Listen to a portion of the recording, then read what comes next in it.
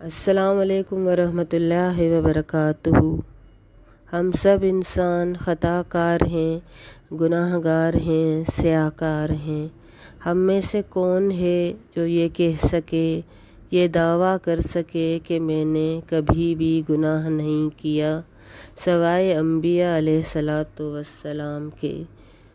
ये वो हस्तियाँ थीं जिनको अल्लाह ने हर गुनाह से पाक पैदा किया।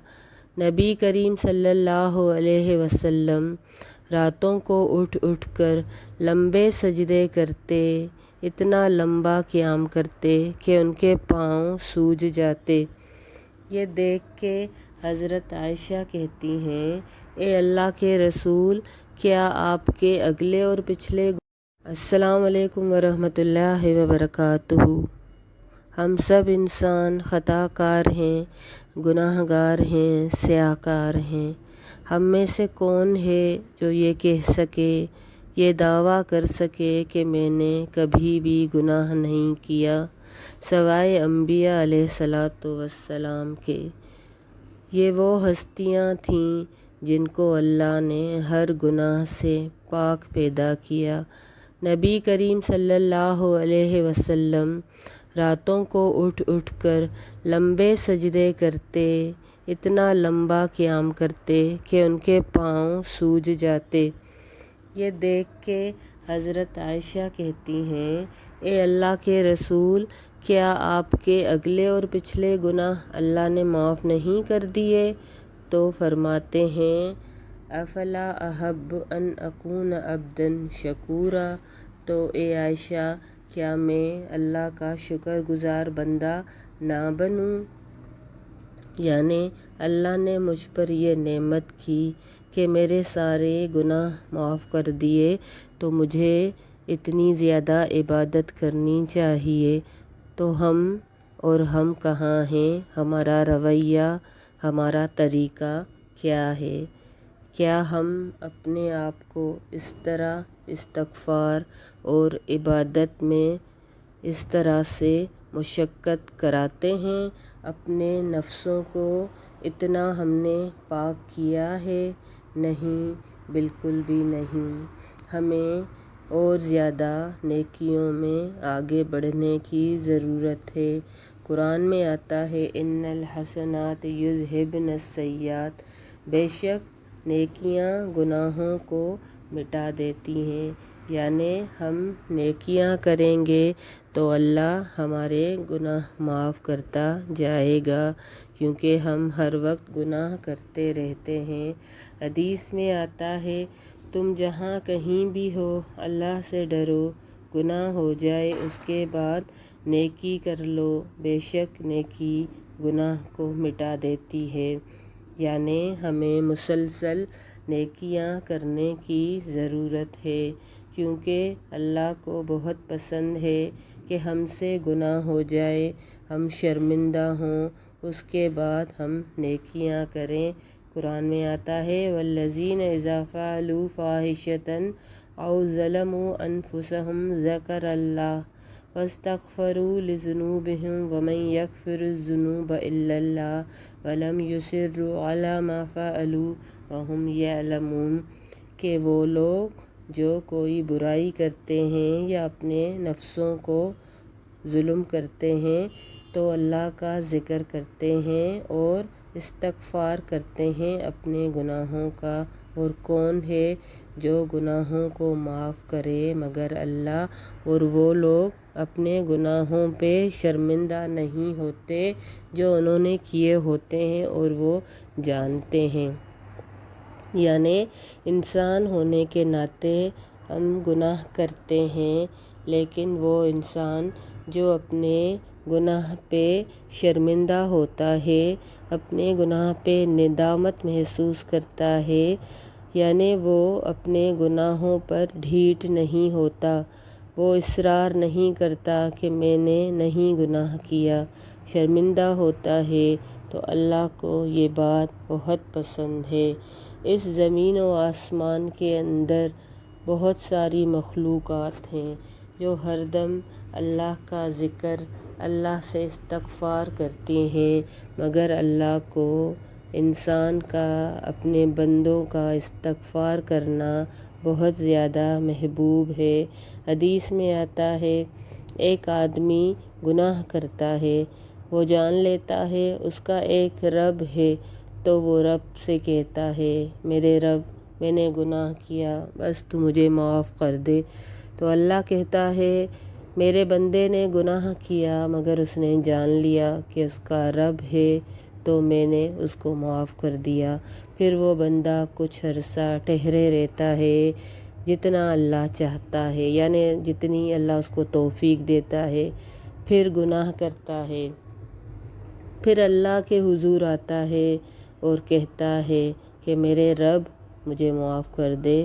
اللہ کہتا ہے اے فرشتوں تم گواہ رہنا، میرے اس بندے نے جان لیا کہ میرا ایک رب ہے، اس نے گناہ کیا تو میں نے اس کو معاف کر دیا۔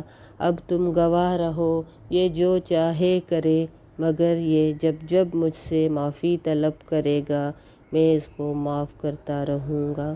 تو اللہ کو اپنے بندوں کا استغفار، مغفرت طلب کرنا بہت زیادہ محبوب ہے۔ نیکیاں گناہوں کو مٹاتی ہیں، مگر نیکیوں کے بعد بھی استغفار کرنا، اس کا طریقہ بھی اللہ کے رسول نے ہی بتایا۔ یعنی گناہ کے بعد استغفار کرنا تو لازم ہی ہے کہ اللہ کو پسند ہے، اور ہمیں توبہ تب ہی مل سکتی ہے، ہماری بخشش تب ہی ہو سکتی ہے جب اللہ ہمیں معاف کر دے۔ مگر نیکیوں کے بعد استغفار کرنا 2-3 جگہوں پہ نبی کریم صلی اللہ علیہ وسلم نے بتایا ہے۔ جب نماز پڑھیں تو اس کے بعد اللہ اکبر، استغفر اللہ، استغفر اللہ، استغفر اللہ کہنا ہے، اور جب رفع حاجات سے فارغ ہو کر باہر آ جائیں تب بھی کہنا ہے غفرانک، کہ اے اللہ مجھے بخش دے۔ اس کے علاوہ نبی کریم صلی اللہ علیہ وسلم فرماتے ہیں کہ میں دن میں 70 بار استغفار کرتا ہوں، کیونکہ مجھے اپنے دل پہ ایک بال محسوس ہوتا ہے تو میں اللہ کی بخشش طلب فرماتا ہوں۔ نماز کے بعد 3 بار استغفار کرنا، جبکہ ہم ابھی ابھی ایک نیک عمل سے فارغ ہوئیں۔ نماز جو دین کا ستون ہے، نماز جو مومن کی معراج ہے، جس میں ہم اپنے رب کے سامنے قیام میں کھڑے ہوتے ہیں، اللہ کی کبریائی بیان کرتے ہیں، اس کے آگے سجدہ کرتے ہیں۔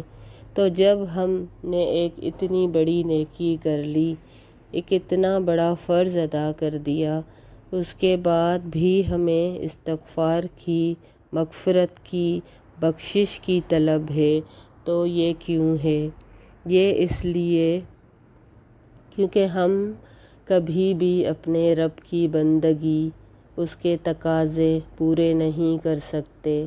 ہمارے عمل بہت ناقص ہیں، ہم بہت ناکام ہیں، ہمارے دل میں طرح طرح کی خواہشات ہوتی ہیں، ہمارے دل دنیا کی طرف مائل ہوتے ہیں، ہمارے دل اللہ کی طرف صحیح طریقے سے رجوع نہیں کرتے، ہمارے قیام ناقص، ہماری عبادتیں، ہماری ریاضتیں بہت ہی کم ہیں، تھوڑی ہیں، ہم اللہ کی کبریائی جو اس کا حق ہے وہ حق ادا نہیں کرتے۔ اس لیے ہم نماز سے فارغ ہو کے اللہ سے کہتے ہیں، اس سے رجوع کرتے ہیں کہ اے اللہ ہمارے یہ عمل بہت تھوڑے ہیں، بس یہ قبول فرما لے۔ اس میں جو کمی تھی، جو کوتاہیاں تھیں، جو غلطیاں تھیں، بشری تقاضوں کے عین مطابق تھیں، کبھی ہمارا دل کسی چیز کی طرف مائل ہو گیا، کبھی ہم بھول جاتے ہیں، تو بس اے ہمارے رب ہمیں بخش دے۔ پھر ہم کہتے ہیں کہ ہم اور ہمارے عمل اس قابل نہیں کہ ہم جنت جیسی جگہ پا سکیں، ہم اس قابل نہیں کہ تیری جنتوں کو، تیری رضا کو پا سکیں، تیرا دیدار کر سکیں، ہمارے عمل بہت کم ہیں، تو میرے رب ہمیں معاف کر دے۔ پھر ہم کہتے ہیں استغفر اللہ، تو اے میرے رب ہمیں بخش دے، ہماری یہ ریاضتیں، ٹوٹی پھوٹی عبادتیں قبول فرما۔ اس کے بعد رفع حاجات جو انسان کی ضرورت ہے، انسان اس ضرورت کے وقت جب اس جگہ پر جاتا ہے، صحابہ کا یہ طریقہ ہوتا تھا کہ وہ اللہ سے اتنا رجوع کرنے والے تھے، وہ اللہ کی اتنی عبادت کرنے والے تھے کہ وہ اس جگہ پر بھی اللہ کو یاد کرتے تھے، تو وہ اپنے منہوں میں کنکریاں ڈال دیتے تھے تاکہ وہ اس وقت اللہ کے ذکر سے اپنے آپ کو روک سکیں۔ تو اسی لیے پھر باہر آ کے غفرانک، اللہ کے رسول نے ہمیں بتایا یہ طریقہ کہ ہم اللہ سے پھر مغفرت طلب کریں، کیونکہ بندگی کا تقاضا یہی ہے کہ انسان ہر وقت اپنے رب سے رجوع کرے۔ بندگی کا تقاضا یہ ہے کہ کوئی لمحہ ہماری زندگی میں ایسا نہ آئے جب ہم اس رب کی یاد سے غافل ہوں، دنیا میں کھو جائیں۔ باہر آ کے یہی کہنا ہے فارغ ہو کے کہ میرے رب میں اتنی دیر تیری یاد سے غافل رہا، میں اتنی دیر تجھے یاد نہیں کر سکا، تو بس مجھے معاف کر دے۔ اور سب سے بڑی اس کی وجہ تو یہی ہے کہ اللہ کے رسول صلی اللہ علیہ وسلم نے یہ فرمایا ہے، تو ہمیں سنت کی اتباع کرتے ہوئے استغفار کرنا ہے۔ استغفار کے بہت فائدے ہیں، اگر ہم زندگی کو استغفار ہی بنا لیں تو ہمارے سب تکلیفیں، دکھ، پریشانیاں ختم ہو جائیں۔ ایک آدمی حضرت امام بصری کے پاس آتا ہے، حسن بصری کے پاس آتا ہے اور اپنی تکلیفیں، شکایتیں اس کو بتاتا ہے، تو وہ کہتے ہیں استغفار کرو، کیونکہ سورہ نوح میں آتا ہے کہ اللہ فرماتا ہے کہ تم اپنے رب سے استغفار کرو تو تم اپنے رب کو بہت بخشنے والا پاؤ گے، اور استغفار کرو گے تو تمہارے اوپر بارشیں برسائے گا، تمہاری مدد کرے گا قوت سے، بیٹوں سے، اور تمہارے لیے نہریں اور باغات عطا فرمائے گا۔